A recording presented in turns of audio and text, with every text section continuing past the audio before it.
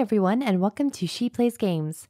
It's been a heck of a 2 weeks. I've been, unfortunately, battling the flu, along with my husband and kids, and our computer sadly decided to kick the bucket. But thankfully, I'm feeling much more energetic now, and I'm also just so excited for the guest I have for you all today.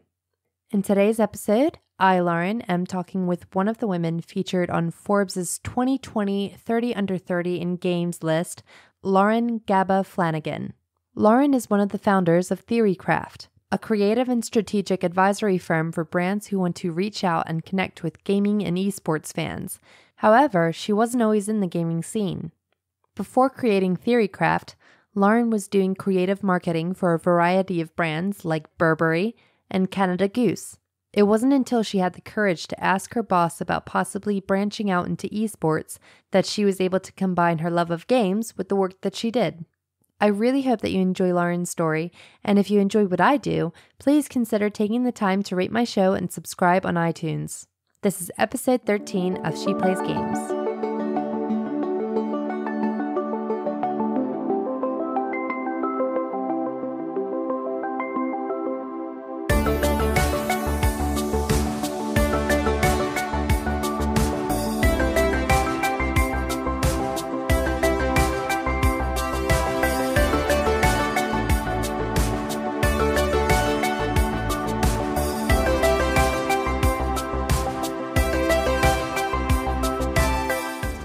Welcome to the show. Congratulations for being featured within this year's 30 Under 30 gaming list from Forbes. Thank you so much, and thank you for having me. It's just so awesome to see so many women this year featured, like Bonnie Burton, Rebecca Ford. Have you had the chance to speak with any of the other honorees this year? So I actually spoke on a panel with Nicole LaPointe Jameson from Evil Geniuses for a Forbes 30 Under 30 conference in Detroit in October. So met her then, and we've spoken a few times since, and she is as accomplished and interesting as everyone has said. And Stephen Ellis, better known as Snoop A, is a very good friend of my partner Bryce, so have had the good fortune of spending some time with him as well. But otherwise, no. A little bit of communication here and there, just in terms of, sharing congratulatory wishes, but hope to meet more of them. Yeah, absolutely. You can get like a bingo going on. Yeah. So you've always had a strong focus around creative marketing throughout your career, but in recent years, you focused much more towards esports and gaming compared to more like traditional formats. Was this a particular area of interest for you personally, or did you just see the limitless potential that the field had to offer? I've always been really passionate about toy and game marketing, and I thought for a while that I was going to end up at a Hasbro or a Mattel or working on something like Parker Brothers. And so, it makes complete sense that video games and esports became sort of the manifestation of that. Always really been incredibly passionate about toys and games generally, whether it's the New York Times crossword puzzle or Lego or, a video game that I'm playing. I love to play. So that's really kind of where all of this comes from. Speaking of which, have you watched the Toys That Made Us series on Netflix? Yes, I absolutely love it. I hope there's a Games That Made Us at some point. I know, because they've done movies now, haven't they? Yes.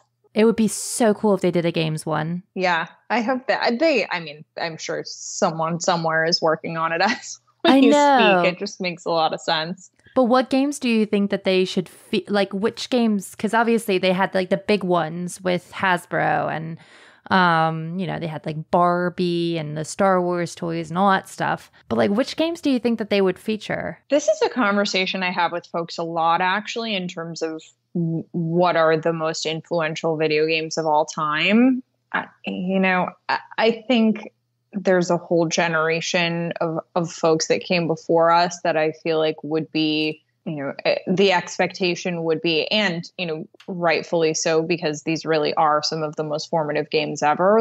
I think Pong should be featured. Yeah, absolutely. I think a number of arcade titles should be featured. I think, in terms of PC games, I feel like Oh my God. I mean, there are just so many. I think World of Warcraft has to be one of those in there. Absolutely World of Warcraft. Mario maybe as well, or Legend of Zelda. Totally. Several Nintendo titles. Nintendo should just have its own episode at this point. Yeah. I mean, Fortnite certainly has been, of course, an incredibly transformative game of recent years. So yeah, I would have a lot of fun working on that series and kind of trying to figure out what the most influential games ever have been. And I mean, kind of just to go back a bit, what was the first console that you ever owned? Sega Genesis in 1994 or 1995. Oh, fabulous. Yeah, it was a really, really solid little machine. I love it. Yeah, I my favorite game on the Sega Genesis was Lion King. It's so good though. Yeah, it was great. I really wish I held on to all of my old consoles. I feel like perhaps they'd be worth something, or that's just the lie that everyone tells themselves. I don't know. Like I honestly, like I've gone back and looked, and sadly, like, yeah, I don't think that they probably have more nostalgic worth than like monetary worth. I still have mine. But honestly, though, Daryl and I just bought a Mega SG, which is essentially like a really hyped up Sega Genesis, but it's a Mega Drive as they call it over here. But it like makes all of the games look a lot crisper, and all you have to do is buy the cartridges for it. So, but yeah, I mean, basically what we're doing is we're trying to get my daughter into video games. Well, not really trying to. She's into video games, and we're just encouraging softly with the classics. But she has Toy Story and Sonic the Hedgehog 2 at the moment. But Lion King is, I still have my copy of Lion King for her to play. But I just remember that game being so like difficult at times with trying to get Simba to latch. I don't know why I keep like remembering that, like the fact that he latches on with his little claws and then has to try and get up. And I'm just like, oh, I just need to latch onto this platform. Why is it not going? And the silly bugs, but it's so much fun. I feel like platformers, and this is coming from someone who loves platformers, I feel like the overwhelming emotion that you remember is always frustration. But it's good frustration. It's just weird. Yeah. But then there was also the wildebeest. There was also the wildebeest bit as well. Yep.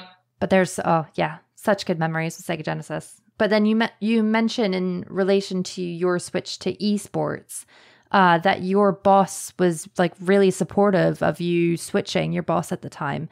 Do you think if the opposite had happened, do you feel as though you would still have attempted to pursue it, or do you think you would have pursued it in another way? I am a little bit of a dog with a bone when it comes to things I get excited about. And I was so excited about esports and gaming and the potential that it had for our clients creatively that even if he had told me, you know what, this just doesn't make any business sense for us, and you know, we really want to keep you on the clients that you're already working on, I just would have figured out some other way to do it in my spare time. Yeah. And then had a little bit of success and represented it to him at some point in the future and tried to convince him again. I know myself, and, you know, I'm a little bit of a runaway train. Sheer dedication. Yeah, we'll call it that. Yeah. But that's the thing though, isn't it? Like you had like this vision of what it could be. And obviously like it was great that he supported you with that. Yes. No, it was, having support within CAA was really transformative in terms of my career, and really is what got me on the path that I'm on now. So I owe him a lot. And at the time, like because of this, you had to basically make your own role. But do you think the creative marketing industry is now much more receptive on the whole esports as a medium?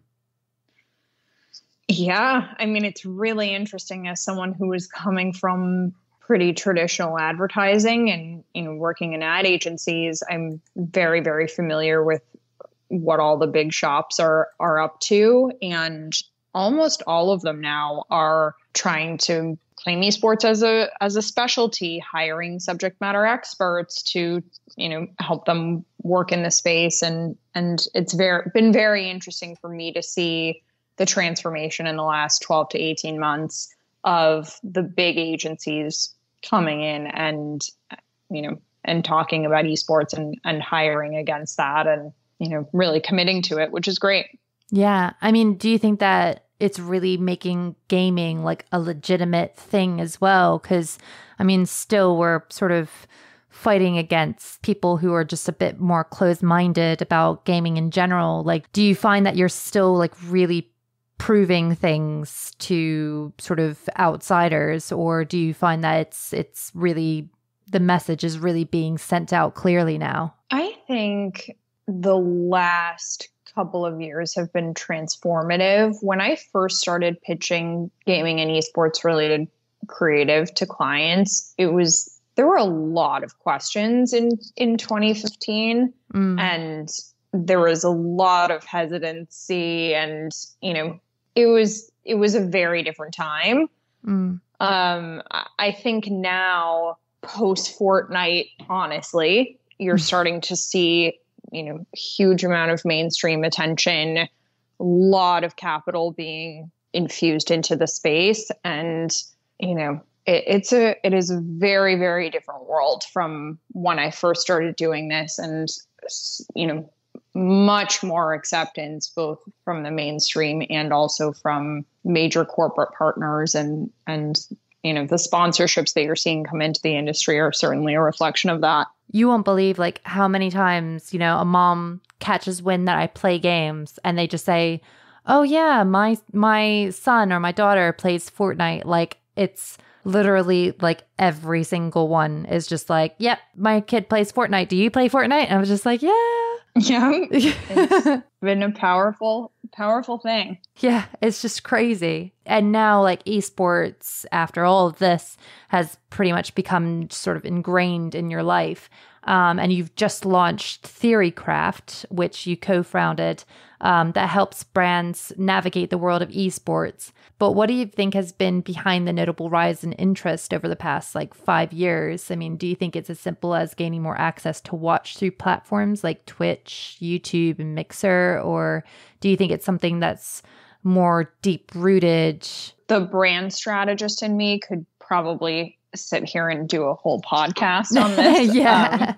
But I'll try to give you sort of the log line. I think gaming is interactive entertainment generally is the biggest form of entertainment on earth. And I think as our world becomes increasingly globalized, you have people with more access to media and games, and mobile phones have made games hugely accessible in many parts of the world. And, it's just sort of the right confluence of events in terms of, democratization of technology and accessibility. And games are so fun and interesting and, just great to play right now. And I think people are really, I'd like to think that people are hungry for more interactive forms of entertainment. And, games are incredibly immersive and, just very different from film or television or really anything that's consumed passively in that way. I don't know. That was a kind of a more cerebral response than I intended to give, but many different factors. To me, it all does make sense that it's happening now. It does feel a bit like a chicken and egg situation, but do you think it's that an increase in the caliber of brands willing to be associated with esports has also helped in this regard to lead to more credibility? I mean, exactly to your point, it is a little bit of chicken and egg because the brands are slower to get to something that doesn't have mainstream acceptance or credibility. But at the same time, the brands that are investing are legitimizing the space pretty significantly. and I don't mean legitimizing in terms of esports is legitimate and has been for a very long time. I mean, in absolutely. terms of just sort of mainstream legitimacy in that sense. But yeah, I mean, what brands really bring is meaningful investment and eyeballs, and that kind of support is pretty necessary for the industry to continue to grow and self-sustain. So in that sense, I feel like it's a very mutually beneficial relationship. Absolutely. I mean, like, I'm sort of thinking, a few years ago, I mean, not to knock the brands, but like gaming was often associated with like Doritos and Mountain Dew, right? Like they were just like the fuel of a gamer, essentially. But now, like, you just have so many more people who are willing to invest their brands, invest their money into gaming, which is nicer for the reputation of gamers, I must admit. And also, I mean, I think the greatest myth about gamers is that they behave in a block, like as a homogenous group, which the reality is that I think there are, millions upon millions upon millions of people who don't self-identify as gamers, but when you look at their habits, they actually are playing probably 10, 20 hours of video games a week. If you think about someone who plays mobile games and maybe they also play NBA 2K with their friends and, maybe they pick up a little Fortnite here and there, those, on paper, I would consider those people gamers, but in reality, they behave really, really differently. And so I think the term gamers, when you're looking at something that's the biggest form of entertainment on the planet, you're going to get so much differentiation in that group. Absolutely. I mean, I still remember in high school when one of my girlfriends did not want anybody to know that she played Final Fantasy. And like, I was always open about it. I didn't care. I was just like, I play games. I'm a gamer. But like, there were so many people back then who was just like, shh, you don't say that you're a gamer because reputation, you can't be known as a gamer, like people will look at you weird, and you're just like, oh my god, like it's okay to be a gamer. You don't have to, like, it doesn't mean anything. It just means that you're into playing games, which is completely healthy and normal. Yeah, I would totally agree. But yeah, I mean, so about 10 to 15 years ago, most of the brands linked with esports also had a strong affinity with gaming, but with more brands open to association with esports now, it's become more difficult to think about what the best avenue would be for how they connect with the right audience. I always say that with my clients, we really take a genre first approach, because if you look at esports broadly, you can find highly, highly engaged communities almost everywhere you look. Like, if you care to really understand the inventory that's available across the space, depending on a brand's goals and also sort of their internal gaming policies, ESRB rating, red blood, violent themes, all of these, different factors go into consideration in terms of how we decide where to approach within the industry and why. But there are so many interesting communities that exist within esports. I get excited about the creative potential that exists with all of them. And, especially with some of the smaller scenes and more grassroots scenes, kind of what brand support could do for those communities. But we really do let game title and game genre and brand audience drive those decisions. Especially with things like Discord channels now, you just have so many different. I keep finding like so many more communities that I just didn't even realize existed. Like there's this really obscure, well, not really obscure, but really indie sort of like fighting game, Skullgirls. And I didn't realize that like it was just such a big thing. Like there's so many fighting games that are really huge with from a competitive standpoint, so many different games. But I mean, talking about the ultimate, one of the more recent ultimate esports games, Fortnite, I mean, it's managed to do for esports, which essentially like Angry Birds did for mobile gaming thanks to its brand deals. And to emphasize that, Angry Birds has managed to launch separate games to tie in, like with Star Wars and Transformers. But with Fortnite, it can be persistent, almost feeling like it's linked to the real world due to how they're able to tie in with entertainment trends. I mean, we've seen like special skins for the Super Bowl, the limited time events to celebrate movies releasing, like Avengers Endgame, skins for YouTubers or other Twitch streamers like Ninja. Like, I guess my question is that brand collaborations will almost always be a thing, but what do you see as the next evolution of this? It's interesting to me. I feel like this is really, everything you just described is really a testament to Epic's ability as a developer. My sort of ultimate takeaway is that Epic Games has been remarkably nimble and flexible and responsive. And, they're constantly iterating, constantly trying to make the game more playable, more fun, more compelling, really listening to their community, being incredibly astute observers of trends and pop culture moments, and, really making the game a reflection of what's happening in the world in 2019. And so I think, and games are, this, like games are incredibly cyclical. For every Fortnite, there's even like Farmville and Words with Friends and Pokemon Go. And, there have been so many games that really felt like they captured national attention, Angry Birds, to your point, or national or global attention. And it's rare that you can take a flash in the pan moment and really make it sustainable. And Fortnite has really continued to make themselves relevant, and they've chosen every single day to do just that.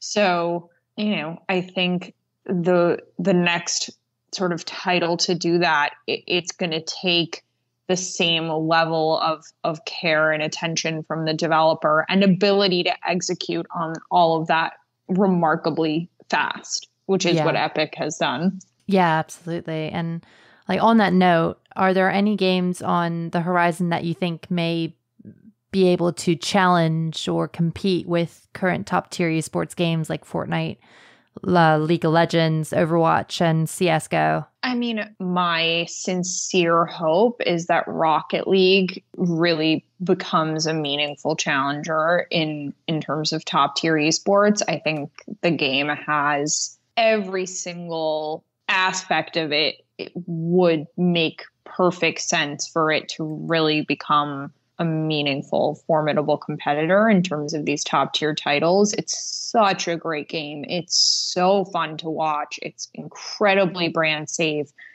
The barrier to entry is so low. Everyone understands it. It takes, 10 seconds to explain to someone what's going on.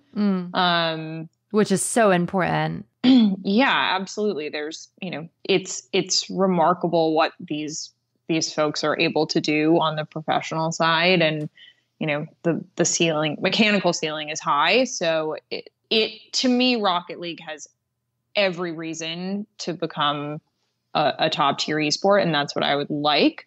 I think in terms of new games, new game genres, I mean, I think my thought is that you'll start to see a return to some arena shooters in the next year. To me, CSGO kind of is the ultimate esport, and strategically, and it's a fascinating game to watch. It's just really ticks a lot of boxes in terms of what makes an esport really compelling.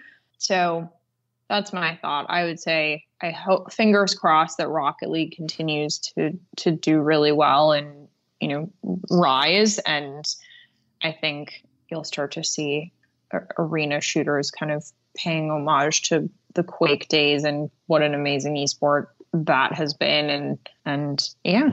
I mean, with Rocket League, like, who doesn't want to watch cars freaking play soccer, essentially? Yeah, it's amazing. It's such a great game. Yeah. Yeah, and I can totally see that with like the paint jobs on cars, especially. Like, there's so much that can be customized there. Like, absolutely, that would be loads of fun. Speaking of Overwatch, what was it like to work on the promotional strategy for the first season of Overwatch League? Did you use like other games like League of Legends as inspiration, or did you guys just kind of try to make your own sort of thing? Or yeah, so we it was a very, very intense and incredible process.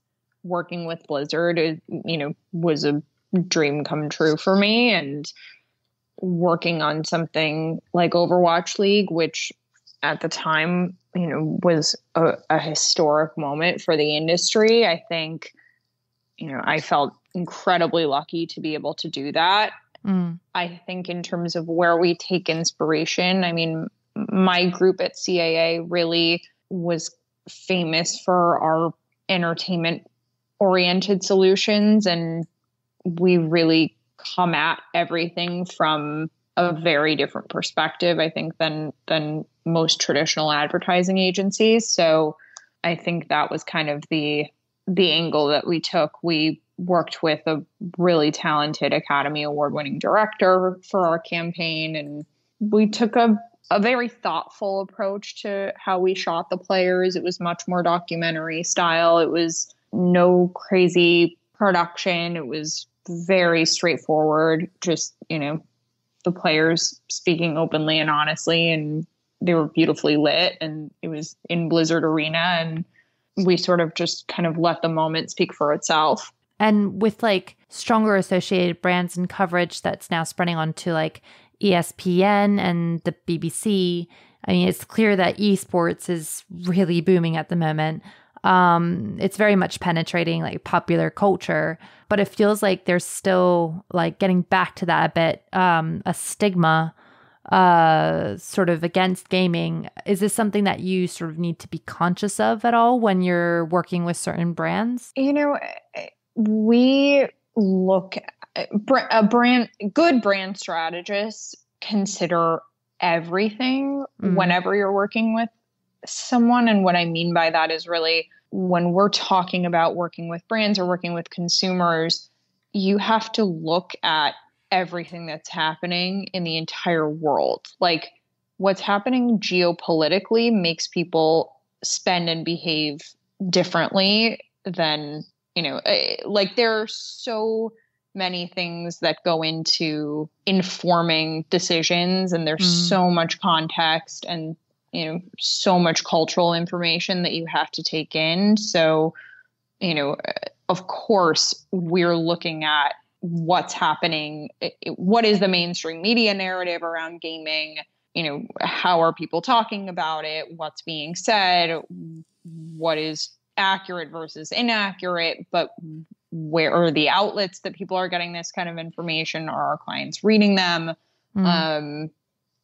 There's a lot to consider when you're talking about, I mean, we have to be really, really mindful of the larger cultural conversation around gaming and esports. Like dodging a lot of bullets with things like whenever violence in video games comes up and you're just like, oh gosh, okay. Oh yeah. I mean, we have to be ready to speak to any of those concerns that are coming from our clients, just because, it's what they're seeing, and that's a valid concern. And we are ready to speak to them in terms of showing them the data and showing them the research and really explaining and once and for all that is just not true. But yeah, it is certainly a narrative that has entered the mainstream conversation enough times where anyone who's working with major marketers needs to be ready to speak to that. Yeah, absolutely. And do you think that the rise in like female professional gamers has helped soften the stance of certain brands, especially as they're receiving recognition? As for example, alongside on the 30 under 30 list from Forbes, there were a couple of female esports professionals on there. Yeah, I mean, I think, rise in female pros has certainly excited certain female focused brands and brands that really are buying for women, like Bumble, for example. Were there not female professional players, I don't see a world in which Bumble would ever be engaging in the space, really. I think that, given the overarching strategy of their marketing, the tone of their messaging, it really just makes the most sense for them to engage with female professional players. And so I think it's definitely gotten brands involved that may not have otherwise. As for softening the stance, I mean, when you look at the way that marketers are making decisions about esports a lot of the time, it's the same evaluation criteria in some cases as professional sports. And when you're looking at things like viewership for professional sports, if you want to really maximize your spend in terms of eyeballs, you're engaging with the NBA as opposed to the WNBA. And so most of the time it's less a matter of, and of course, brands want to make sure that they're participating in inclusive and diverse spaces. But I think it's just the way that they approach it is based on a number of different factors. And I don't think that the presence of female professional players would really make or break a decision. Yeah. And finally, Theorycraft has been in the wild now for 4 to 5 months. Have things been going as expected in terms of bringing in clients and having the opportunity to work on these new exciting projects? Yeah, I mean, the first 6 to 8 to 12 months of a service business are really about acquisition. And, we are very much, to use talent agency terms, we're very much in signing mode right now.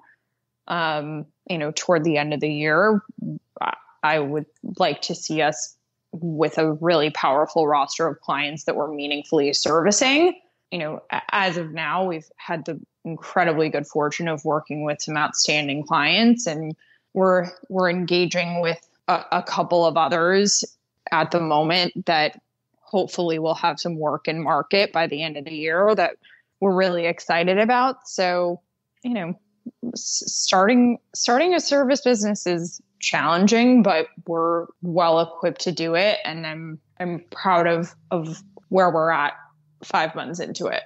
Yeah, I mean, it's amazing. It's amazing what you guys are doing. And I just want to thank you so much for coming on the show. And I can't wait to see what amazing and exciting initiatives you guys are able to contribute to the world of esports in the years to come. Well, thank you so much for having me. I really appreciate it. That's it for this episode of She Plays Games. If you'd like to learn more about Lauren, you can follow her on Twitter at LG Flanagan. Also, if you want more episodes of She Plays Games, please be sure to subscribe and follow me on iTunes, Spotify, and YouTube by searching She Plays Games, and on Twitter, Facebook, and Instagram at She Plays Podcast. If you want to be on the show or want to nominate someone to come on the show, you can email me at sheplayspodcast@gmail.com. I'll see you all next time on She Plays Games.